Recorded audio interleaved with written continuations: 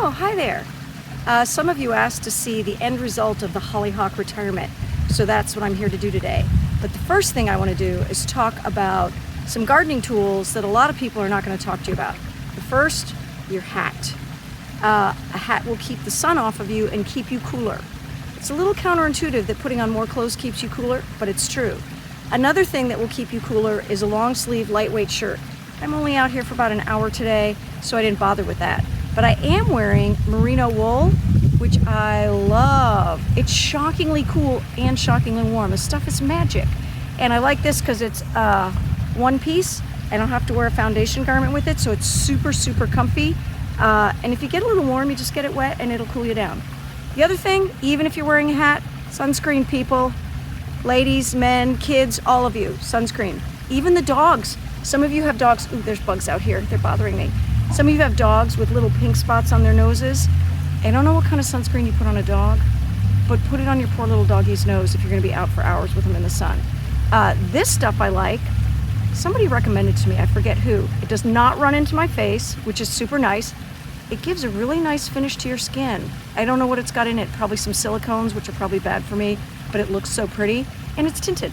I have the light tint and the medium tint. In the summertime, I'm a medium. In the wintertime, I'm not a medium. I'm a fair. I'm looking for my other thing that I need. Hydration, people. Keep your beverage with you. Stay hydrated. If you're in a dry climate, you're gonna sweat, it's gonna evaporate, you're not even gonna notice you're losing water. And by the time you notice, it might be too late. If you're in a humid climate like mine, you will notice that you're sweating, and it will help remind you to drink a lot more water. And if you're not a water person, something with a little bit of electrolytes, you know, just to replace what you're losing. And just be careful out there. Go inside, cool down, sit in the shade, do what you need to do. Or just hose yourself down if that's what you need to do. The other thing, if you're digging in the dirt, gloves. Lots of dangerous things in the dirt. Sharp rocks, old pieces of glass, pull tabs, bottle caps, nails, who knows? Just keep those little fingers safe. And today, because I'm kneeling, knee pads. These are fantastic. I actually wore out my first pair. These are my husband's. They're a little big, a little aggressive looking, but boy, are they comfy, and they keep my knees safe and sound. I'm not kneeling in the dirt where, what? I might kneel on a rock. What? That'll hurt. And, you know, that dirt all gets in the cut, and then you get a little infection, and it's no bueno. So, enough safety talk. I think I've covered everything. You know what? I don't know where my favorite one is. I was using it yesterday, and I put it down I don't know where. Just in case of intruders. A garden knife, right? Protect yourself, ladies. Men, children. I'm just kidding. Don't hurt anybody with a garden knife. It's just for digging. But you guys know, that's the joke. Do you see over what's my left shoulder? It may be right on the screen.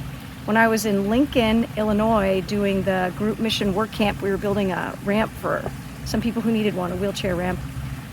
The lovely Bethany gave me a variegated iris, which actually started a whole cascade of things. My husband and I decided we wanted to put the iris.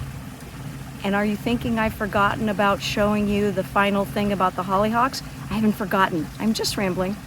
So we decided we want to put the iris where a bunch of ditch lilies were growing. So all the ditch lilies came out. You're going to get a little story about the ditch lilies later. And the iris went in. But let me show you. Look at that poor echinacea. Oh, it's so sad. It was about 4 feet tall.